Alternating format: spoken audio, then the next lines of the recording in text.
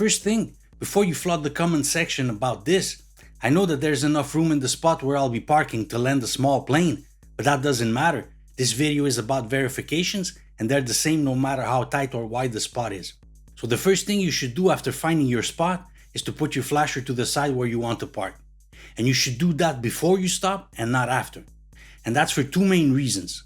One, to indicate to the driver behind that we're about to slow down. And two, so that they understand that we want to park.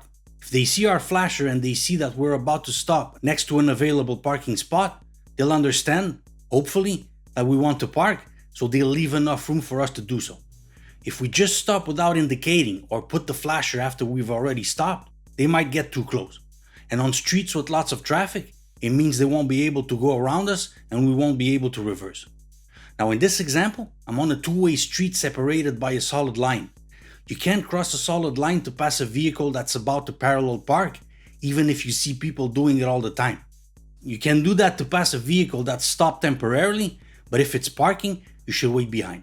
Be careful with that at the exam, because students sometimes tend to just follow the actions of the vehicle in front. Now before reversing, I'll need to check all around the vehicle. Since I'm parking to the right, I do my verifications to the left first, central mirror, left side mirror, and blind spot. And why to the left? Because the front of the vehicle is going to point towards the left. So if there are any vehicles coming, they could hit me depending on the width of the lanes. In a two-way street like this one, it could be a vehicle trying to pass me or a vehicle coming from the opposite direction. So that's why you need to check all around the vehicle, including in front. In a one-way street, it could be a vehicle on a lane adjacent to mine. Now a thing with students is that after they reversed and they're in the 45-degree position, the step just before straightening the vehicle, they still check the left side too much needlessly. What we need to focus on mostly now is the right side and behind. We checked the left side in the previous maneuver since we were pointing the front of the vehicle towards the traffic, but in the next step, we'll be pointing the vehicle away from the traffic. So we focus mostly on the right side and back, glancing a bit to the left if necessary. Now, do we look in the mirrors while reversing, or should we turn our head and look behind? A mix of both, depending on the situation. In smaller vehicles, I prefer looking back because I have a wider angle of view, so I can see someone or something while they're approaching the vehicle, which leaves me enough time to react. You do have to move your body forward for this though. If you keep your head too close to the headrest, which is a mistake a lot of students do, you won't see much to the right side.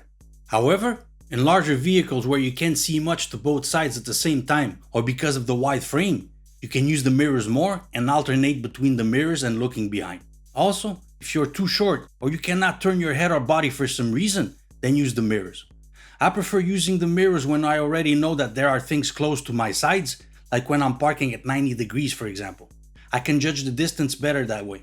Now a question I get often, should I put my hazards on when parallel parking? I don't recommend it.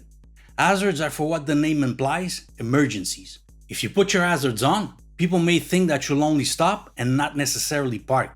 So they might pass you closer than if they knew you wanted to park, because they might think you'll keep the car straight.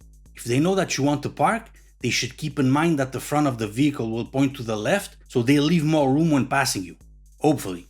Also, on most vehicles, the hazards and the flashers share the same lights, so if you put your flasher when your hazards are already on, people won't see it.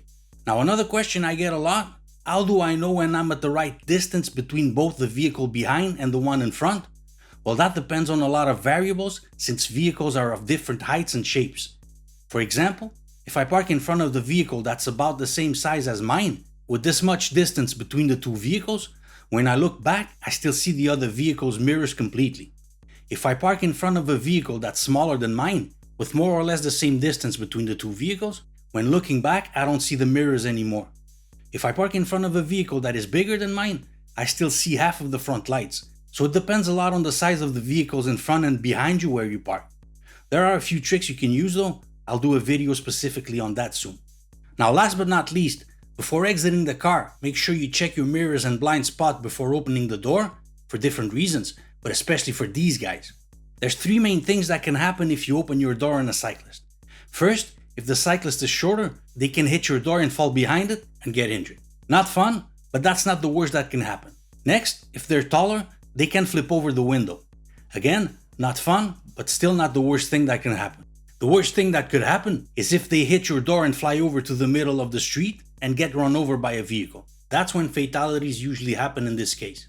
So always make sure to check your mirrors and blind spot before opening your door, and pay special attention when opening your door next to a bicycle path. I hope you liked this video. Thanks for watching.